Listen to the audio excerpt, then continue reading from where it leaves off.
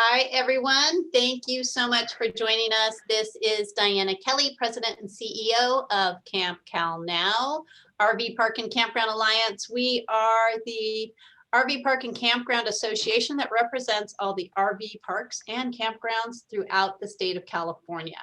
I know today we have both members and non-members joining us. So if you are not a Camp Cal Now member, welcome, and we hope you get some value and benefit out of today's excellent presentation. Today we are joined by A+ Tree Care and Sustainability. The reason for this webinar came out of a few cases of injury to guests, to park guests in some campgrounds, and the park liability and what you can actually do about it. So we thought this was really important and timely as you guys prepare your parks for the new season. So today from A+ Tree, I am joined by Sarah Gaskin. Sarah is a registered consulting arborist and a ISA certified arborist and has her degree in environmental science from UC Berkeley. She's a VP at A+ Tree and has been in the tree care industry for over 10 years. She leads initiatives at A+ around sustainability solutions, plant healthcare programs, and A+'s in-house nonprofit, A+ Cares. Sarah is on the board of the California Urban Forest Council and loves to be a voice for tree people. Kenji Sweeney is also with us today. He's an experienced leader in creative design and marketing with a demonstrated history of working in retail, service, and entertainment industries as a strong creative professional skilled in digital commerce, marketing, branding, and computer graphics.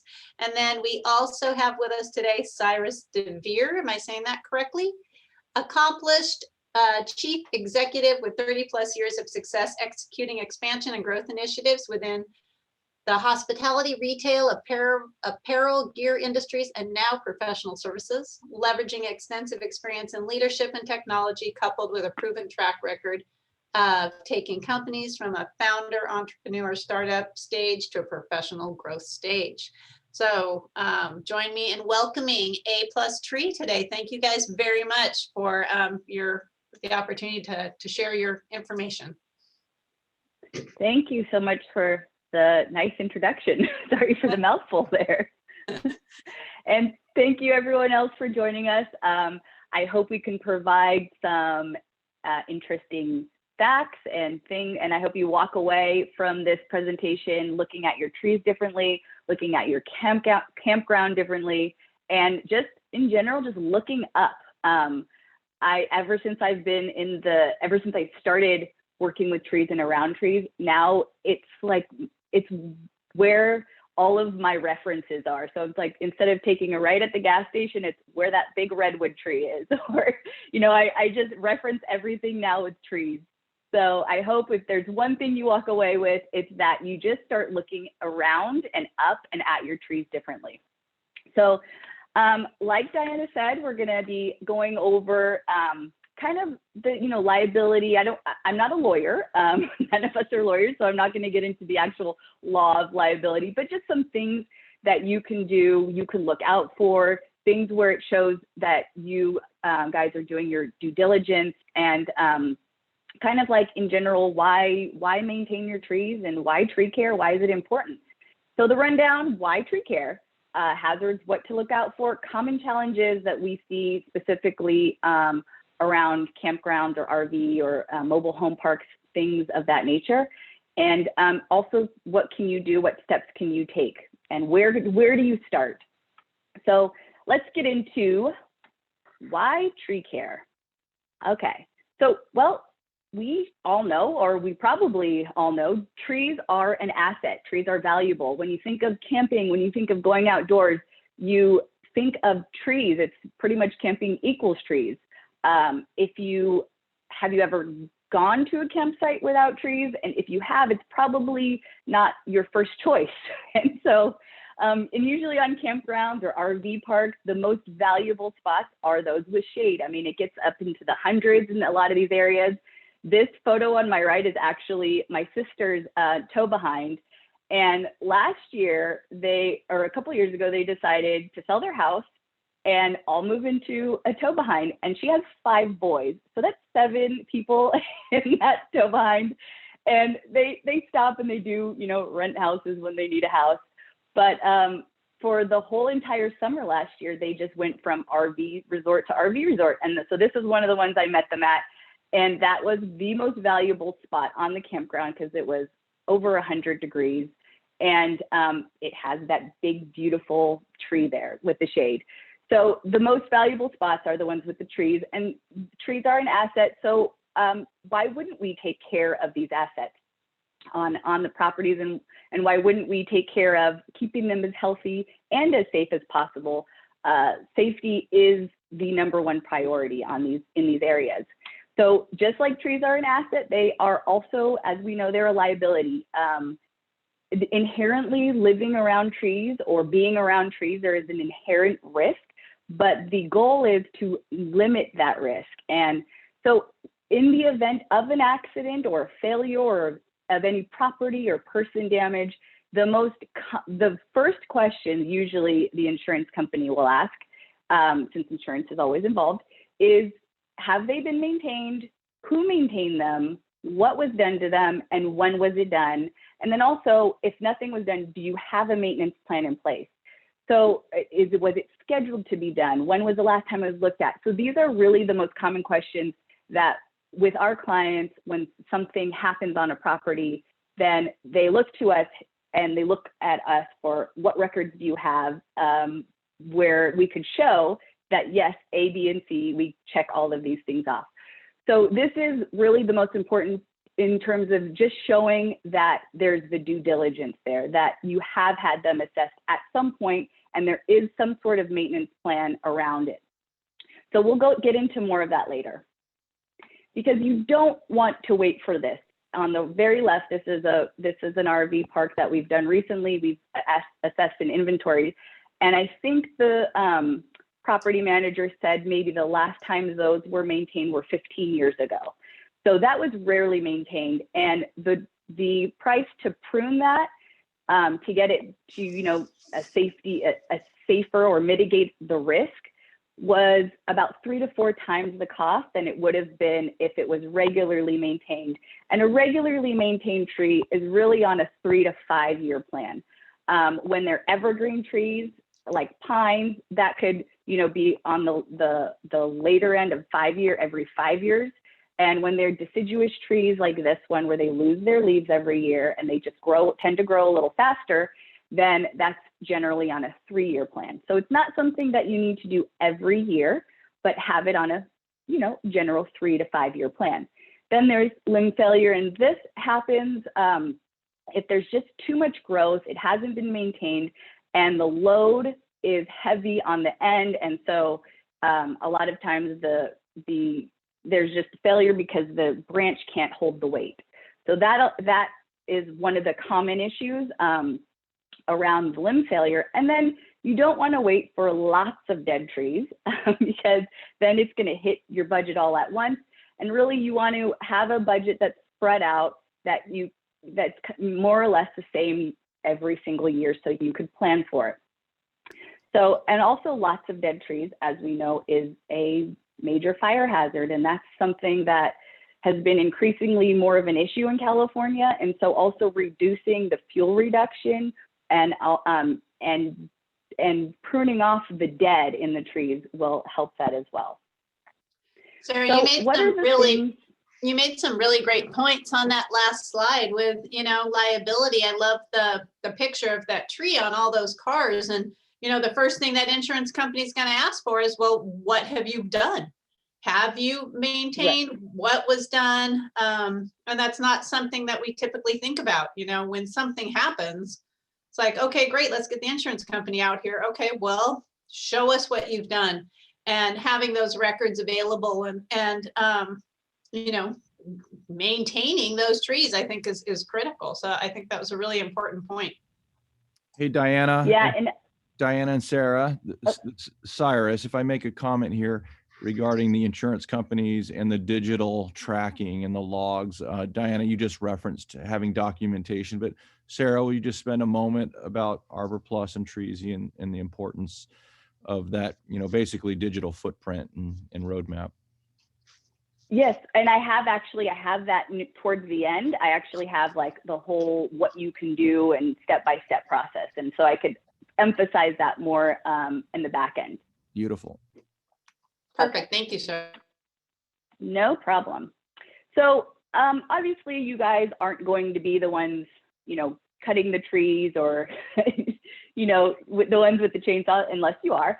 But there are things that you can look out for and things that we look out for in terms of when we go out to the properties to do our initial assessments. And so what we call is the 4Ds, dead, diseased, dangerous, and distant. Dead trees, those are pretty obvious when they're dead, and those are obviously a hazard. And then there's the diseased trees. Those are the ones that are dying back. There's something going on with them. Then there's those that are dangerous. And so in this photo, you can see there's a major crack down the middle, and at some point there will be a failure with that tree. It will fall, one of those leaders will split at some point. And then there's distance, which is clearance. And I know with campsites and RV parks, the distance, could be as high as much as 18 feet for some of these RVs. So just taking care of clearance, and clearance isn't a safety concern, but it is a concern in order you want your campers comfortable. So there are also other things you could look out for, and these are very common questions of that calls we get in. Hey, my tree's leaning. Can you come out and look at it? Is it falling over? So there are two kinds of leans. There's one that's called phototropism, and that is actually where it's leaning because it has grown over time to get more sun. So when it grows over time and when it's a slow growth like that, then, oh, did I lose you? Hello? Can you hear me?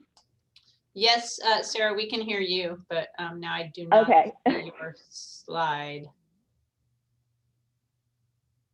We can hear you, Sarah. Just no, we lost your presentation.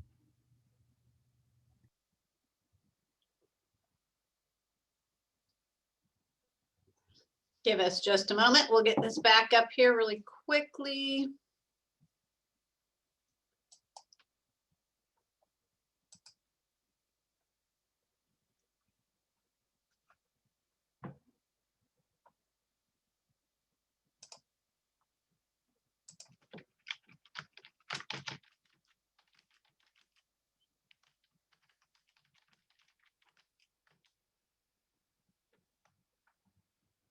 Sarah, are you back?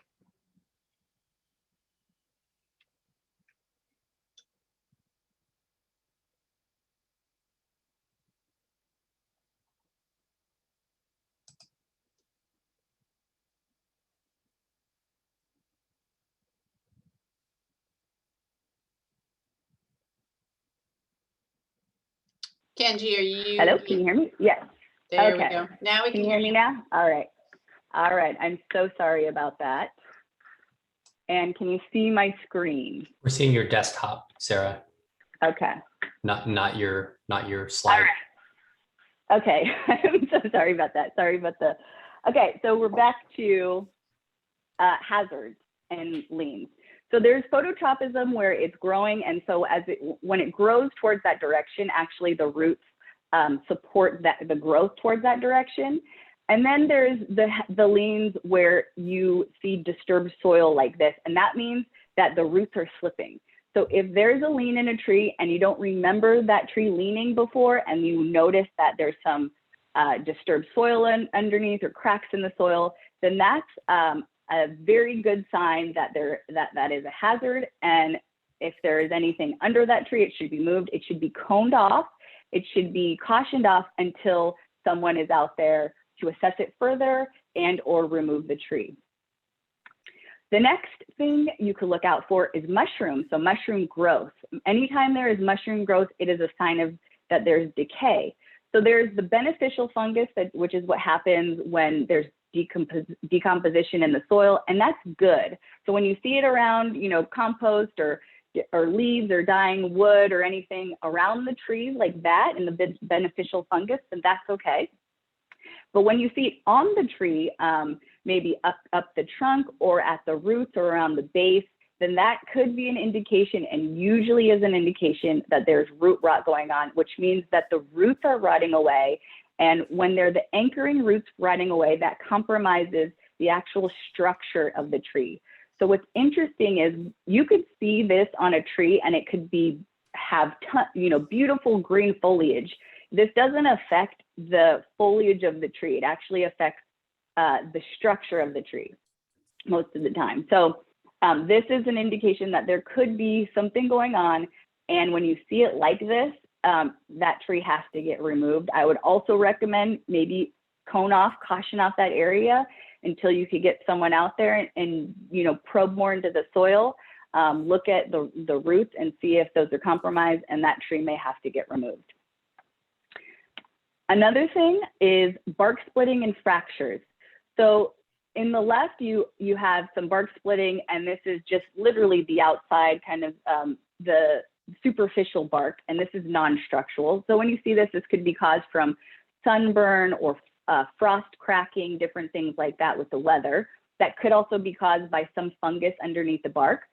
Then there's the structurally compromising type of fractures, where when you see them at the unions of large branches like that, like you see down the middle, or along the limb there, like you see onto the right and bottom, then that is, and it looks like it's going a little bit deep into the wood. That's where it could be a hazard, usually is a hazard. And that's where something that, especially if you see a crack like that forming, you might want to also caution off that area, tape around that, and make sure no one's picnicking under that tree until someone comes out and looks at it and really can determine if that is a failure hazard. And so really getting more into the structure of trees. A lot of these campsites that we've been to we see they're all mature trees. They're pretty much the structure it is what it is. We can't train for them or prune for them or correct that structure. It's kind of at that point we just have to start mitigating any type of risk. So this is some examples of what we see as poor structure, and what's in terms of an arborist eye, what would be considered poor structure. And so on the left, that's what's called codominant leaders. And that's when you have two branches of about the same size, or trunks of about the same size, coming out of the same base. And so if you notice that in between that, it kind of ridges up, and that's called included bark. And that's where, I can't believe this, my connection, this is ridiculous, I'm sorry guys. And I'll just keep talking about the included bark until we get back on. And I'm gonna switch my connection to a different one.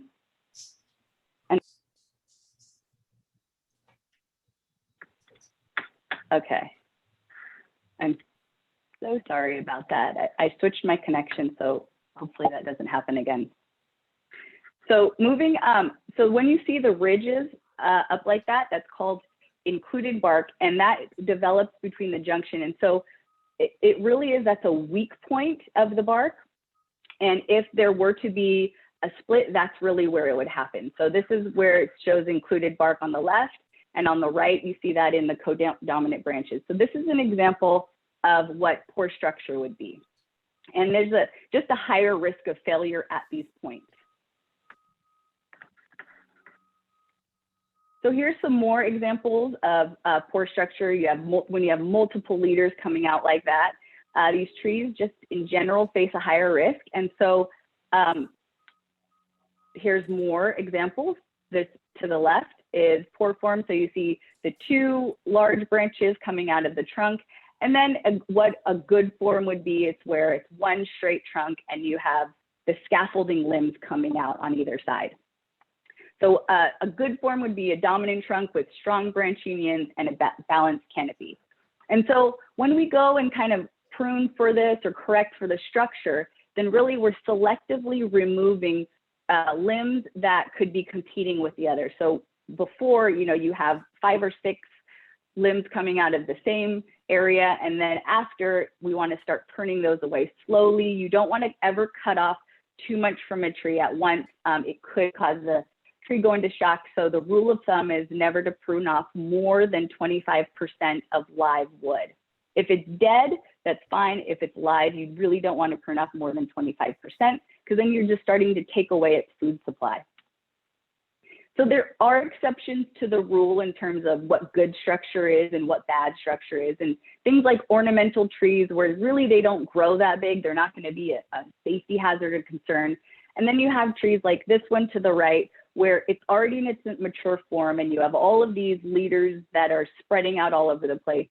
So in that case, we would just prune to mitigate, and that's where you selectively remove limbs, or you just sort of, reduce them to a certain length where the pruning arborist feels it's not as big as a hazard.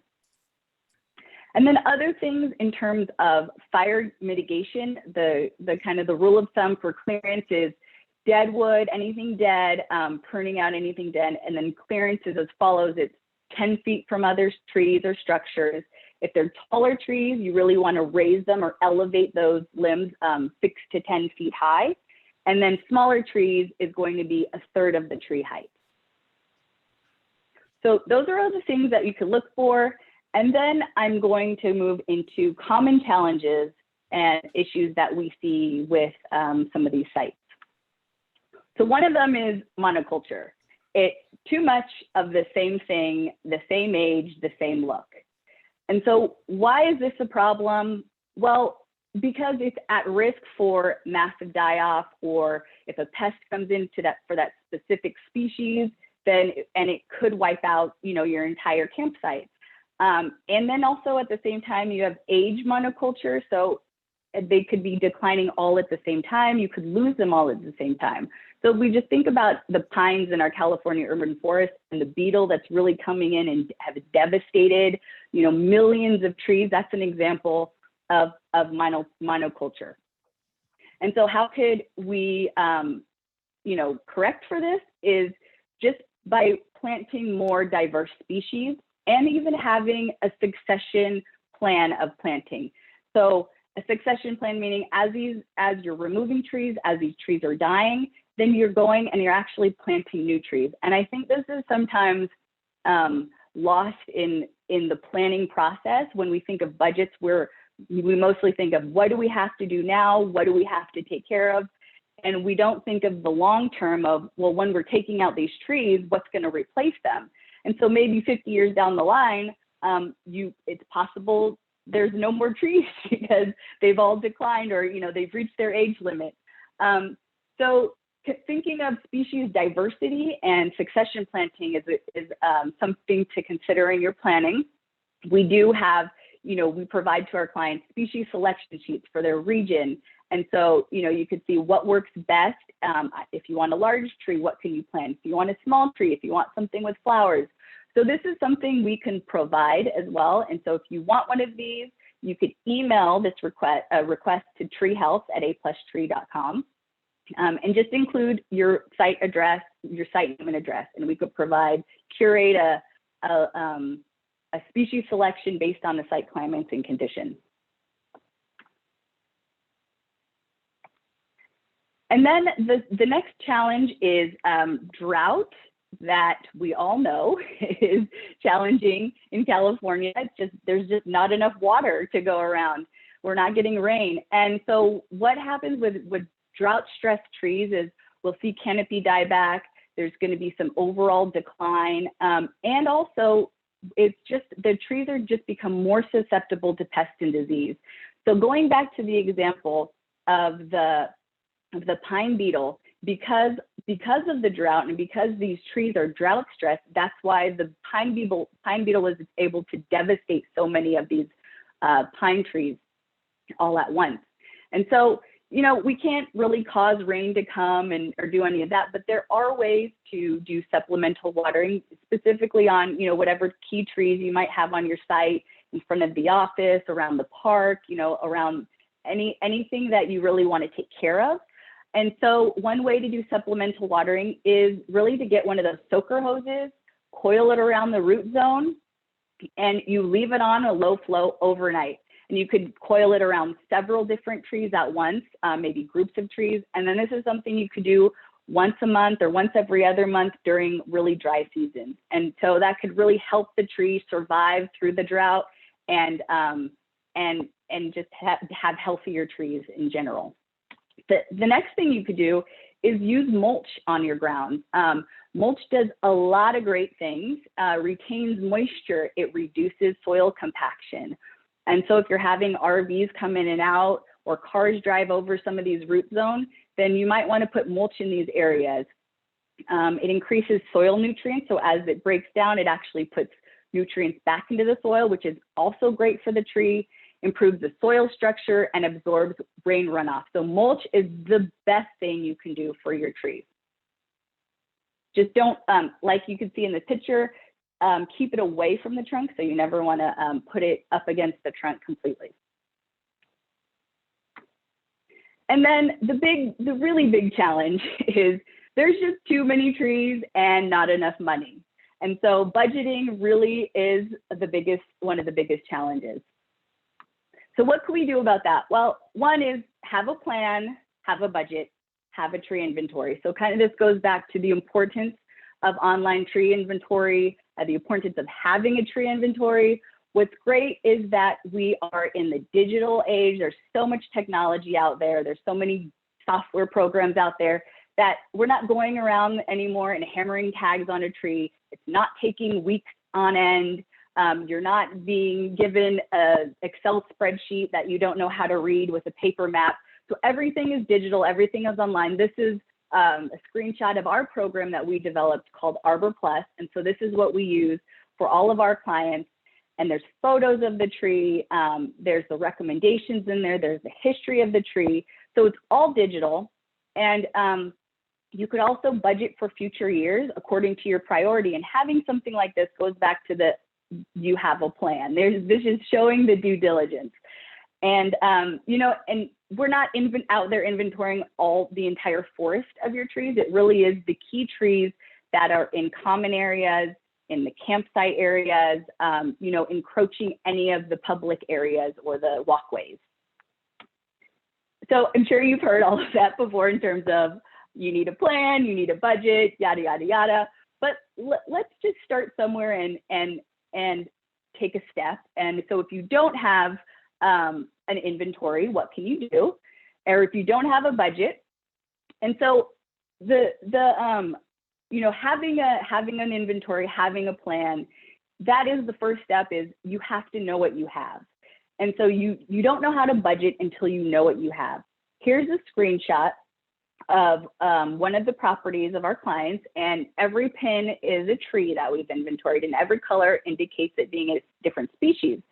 So even from a snapshot point of view, you could see if there's good species diversity or if there's a lot of the same trees. And so this will help you in your planning and your recommendations and in our recommendations as how you should plan as well.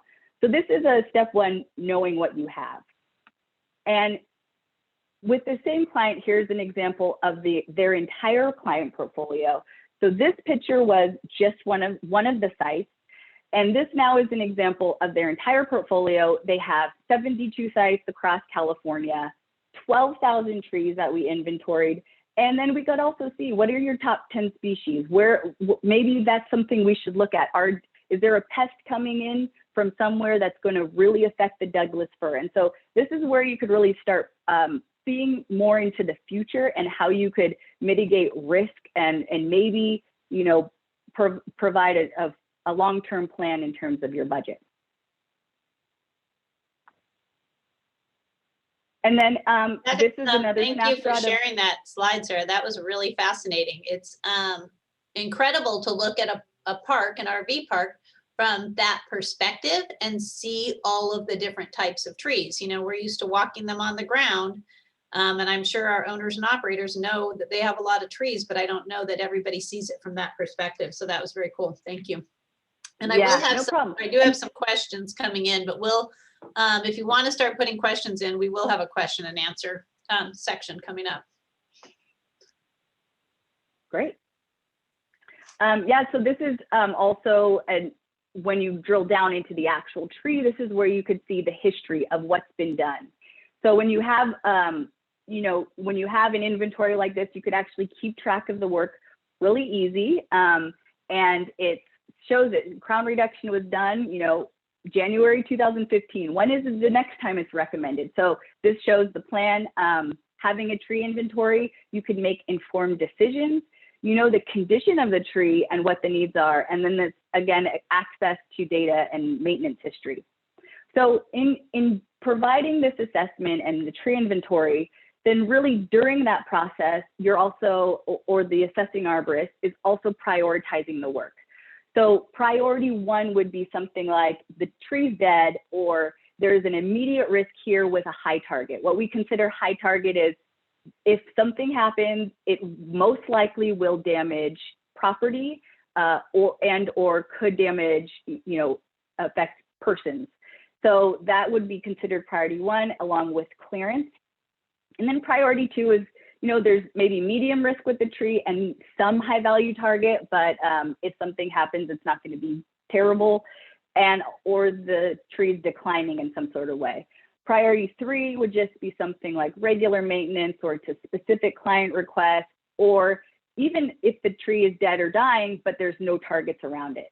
So this is how the priorities are broken up. And this is how, this is something that you could do multi-year planning so that you're not doing all of the tree work all at once.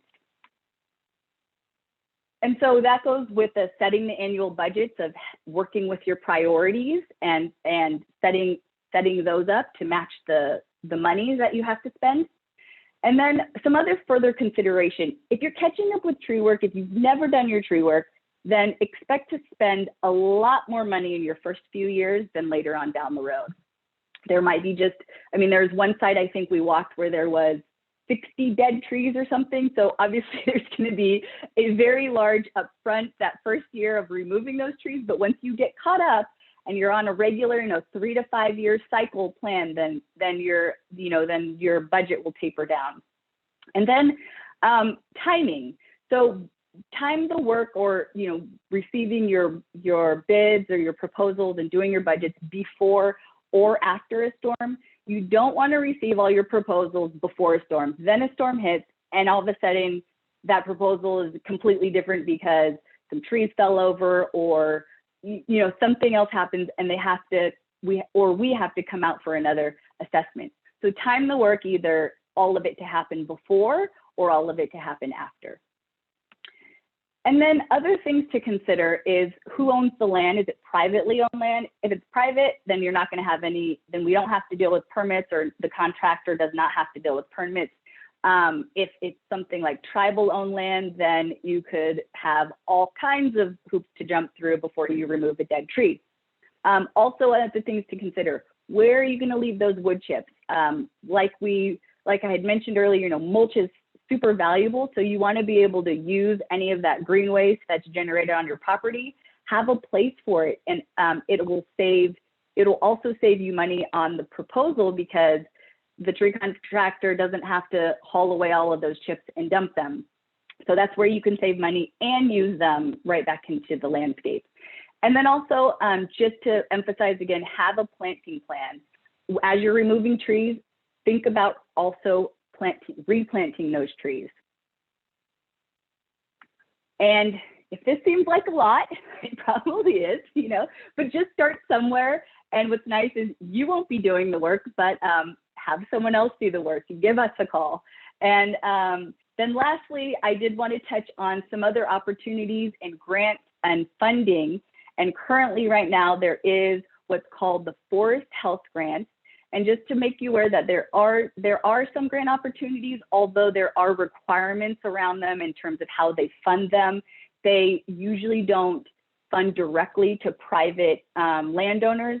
However, if it's a community that's involved, and then there are other ways, to partner with nonprofits. And there's usually, in this particular grant, I think there's a minimum of like 800 acres. So it could be a conglomerate. There's still more around this that we're learning, but this is just, I wanted to bring this up, that there are some opportunities like this. So And is this something that maybe the association could apply for the grants and then, you know, be able to transfer that to our members?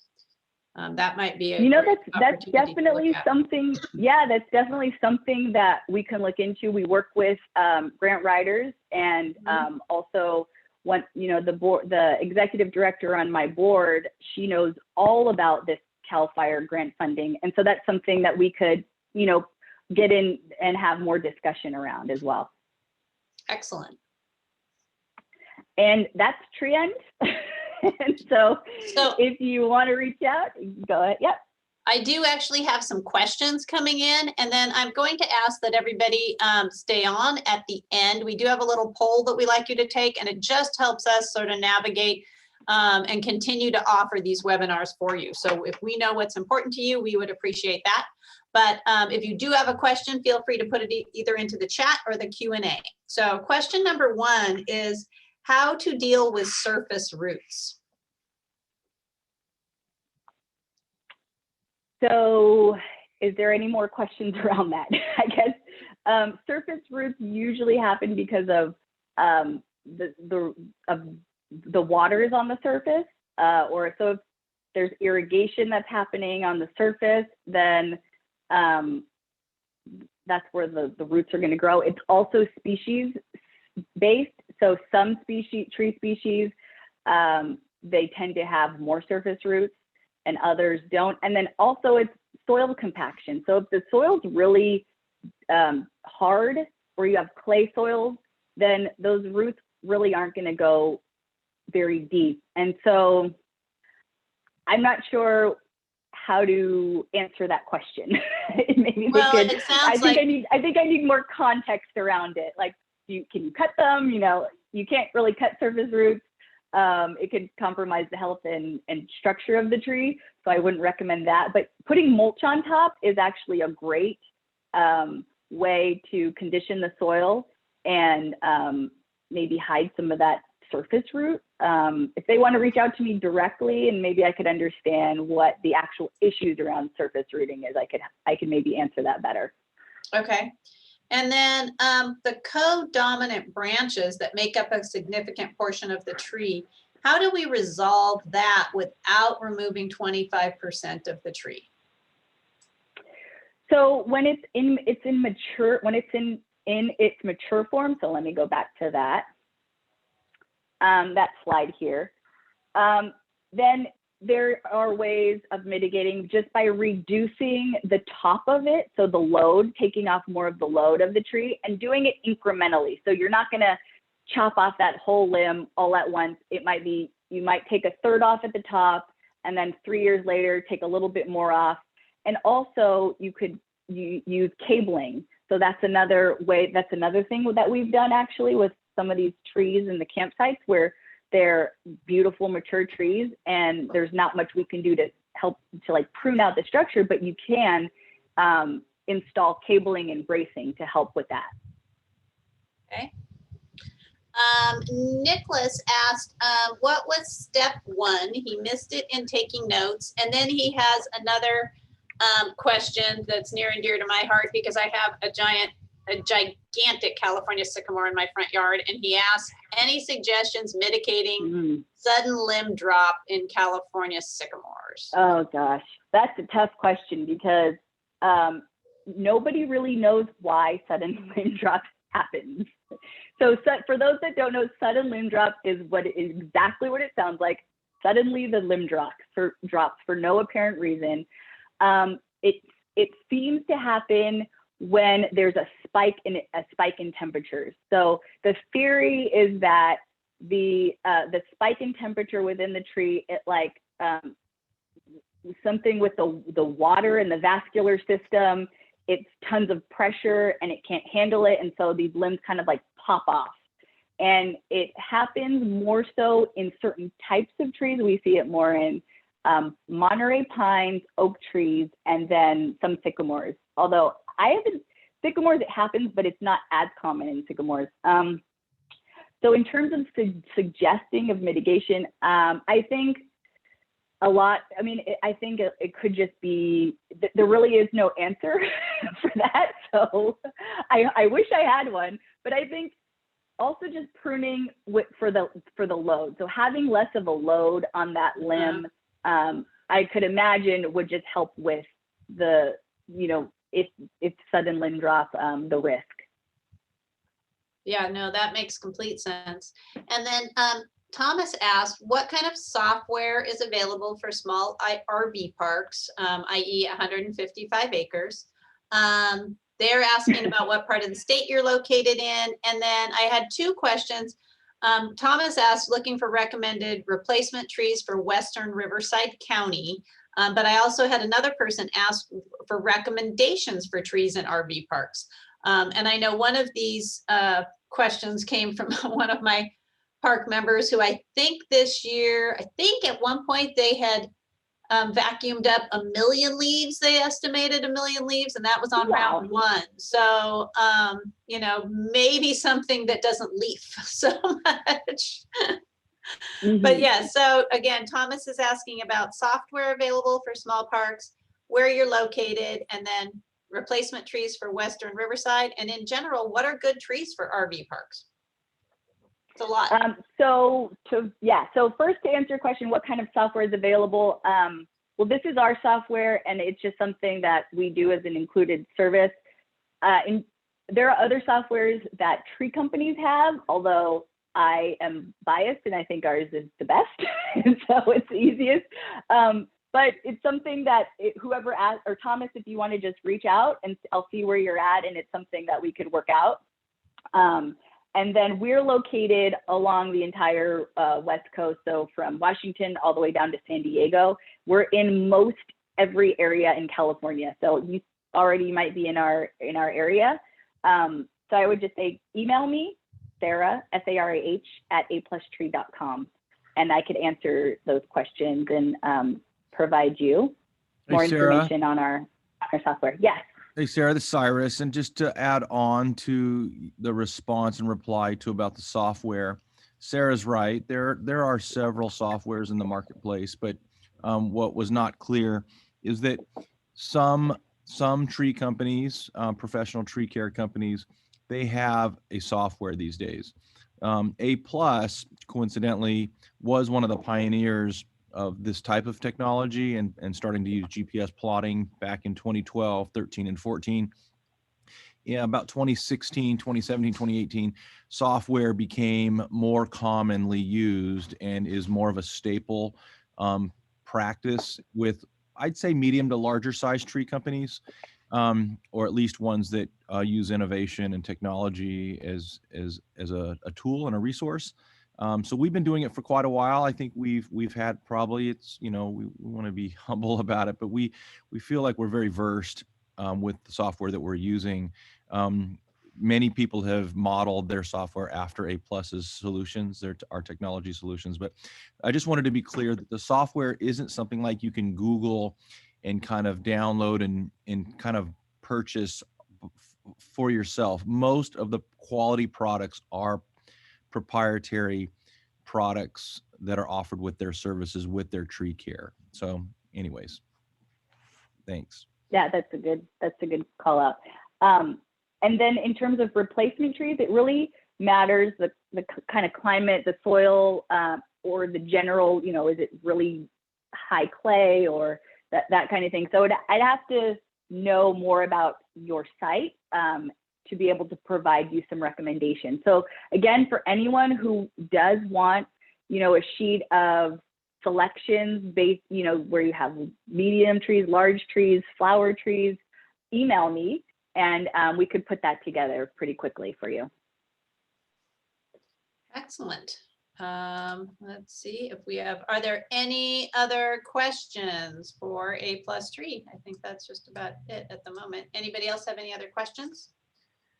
I thought this was absolutely fascinating. I learned a lot, and I'm sitting here staring out my window right now at the open space next to me and thinking, wow, these people have a lot of work to do. So you could just start here. Should be perfect.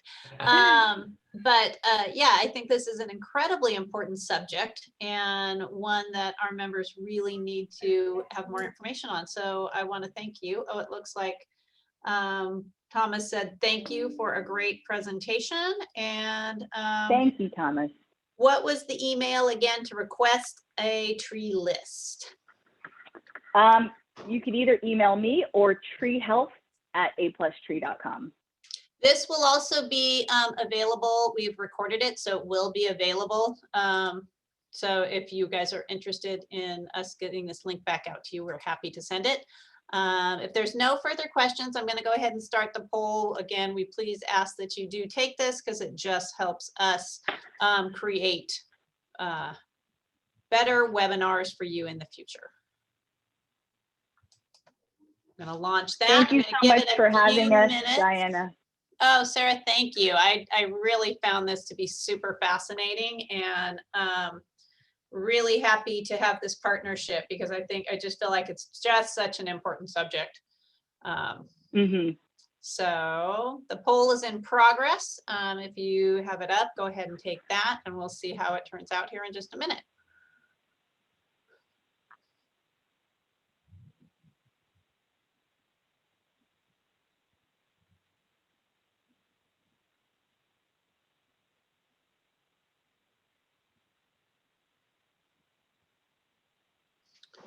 Had about 15% have voted so far.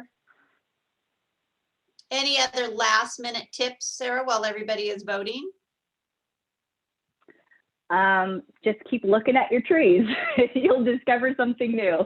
You know, I've been in it, like you said in the beginning, I've been in this industry over 10 years and I just feel like I don't know anything sometimes because trees are always teaching me something. I'm always learning from other people. People are asking me questions I've never thought about. So, you know, just being aware and it also becomes like just the enjoyment of education and learning about your environment and trees. So I would say, I would encourage everyone to just become a tree person. I call them treeple, my treeple. Anything else, Cyrus, I guess, well, to close it out? We've got about one more minute. Just thank you, Diana. Yeah, thank you for having us. And Sarah's always fantastic. So thank you all. Sorry about the tech issues. That was really I am biased. embarrassing. I am biased. Well, we really appreciate you guys taking the time to do this because, like I said, I think it was, I think it's super important subject and one that I actually found really fascinating. And it looks like the majority of our members found it to be very helpful as well. So if everyone is done, I'll give you about 15 more seconds and then we're going to end the poll. And really appreciate everybody hanging in there. Thank you so much. And stay tuned for our next webinar next week on Wi-Fi and broadband. Go ahead and end this. And again, thank you guys so much. I'll be sure to have an attendee list ready for you and then the results of the poll as well. Thank you so much, Diana. Thank you so much. You're welcome. Have a great day. Thanks, everyone. You too.